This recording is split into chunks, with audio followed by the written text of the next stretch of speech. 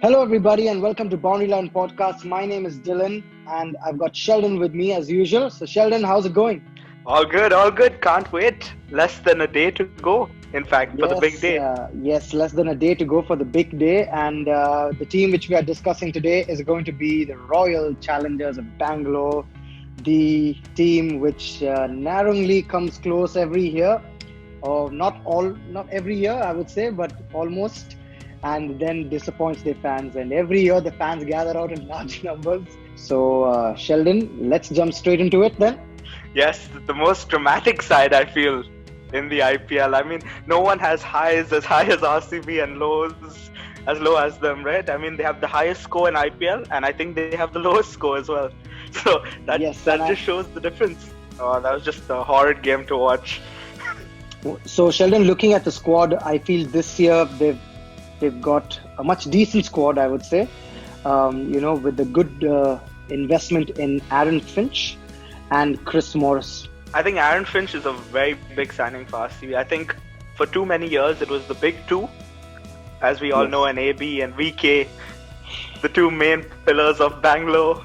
But yeah, I feel Finch, they want to make him into the big three with those two. I think that's what they went. They went for a big signing, a big batsman in Aaron Finch, Australian captain. But there has been problems with RCB and other big names. I mean, they've gotten players like Shane Watson, and Yuvraj also for Bangalore didn't do too well. So it's not always the easiest team to come into, right, Dil? Yes. Also, they've invested in Isuru Udana and Dale Steyn as well. Sheldon, what's your take on that? I think Dale Steyn, I just love watching him in an RCB shirt. I feel he just gives it his all every time and usually ends with injury. But I mean, whenever he is playing, he just makes such a difference. I think he played 2-3 games last season, and those were 3 of RCB's best games all season. I think Isuru Udana is an excellent buy. In fact, he's underrated. No one will talk about him. Probably most people haven't even seen him play.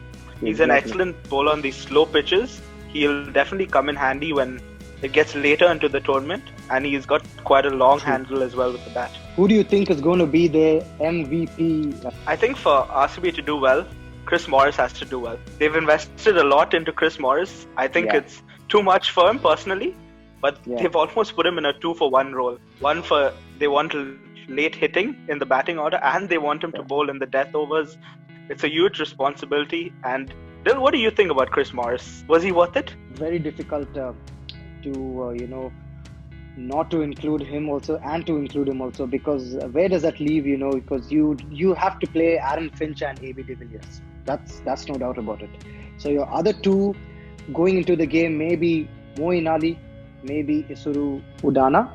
So where does that leave Chris Morris? Who do you play then if you want a slowish bowler there on those kind of wickets?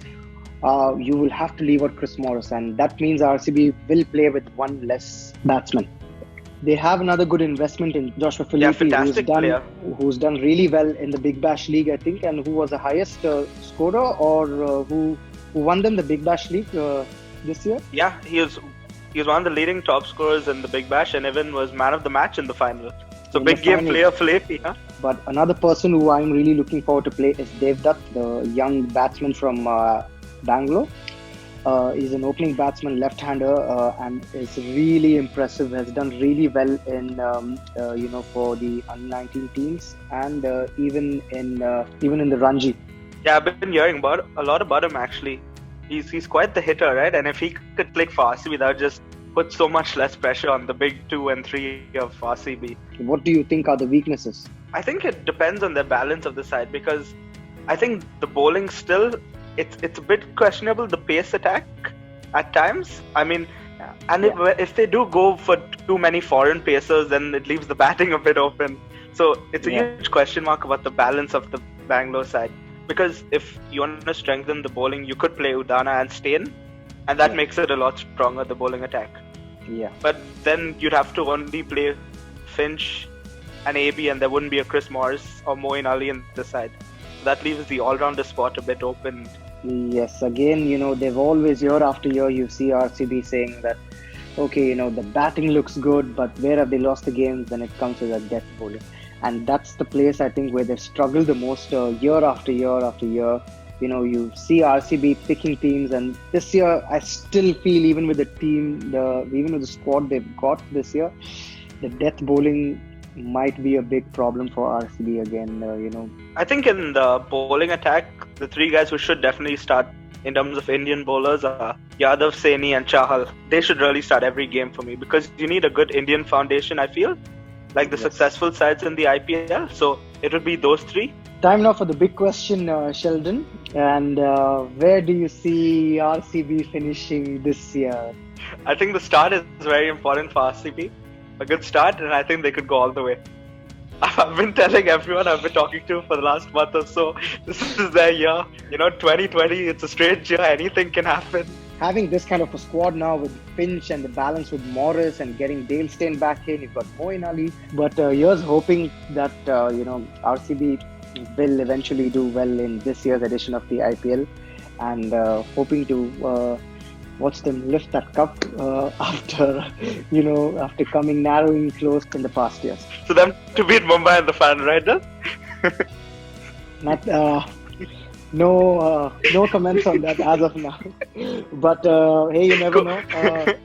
You never know. Cricket is a funny sport, like they say. Yeah. So let's see how it goes. But thank you for watching, everybody. Really appreciate it. As usual, like, comment, share, and subscribe to our YouTube channel. And you can follow us on our Instagram page. It's boundary_line_podcast. Thank you, Sheldon. And thank you, everybody. Stay safe. Stay safe, guys. Take care.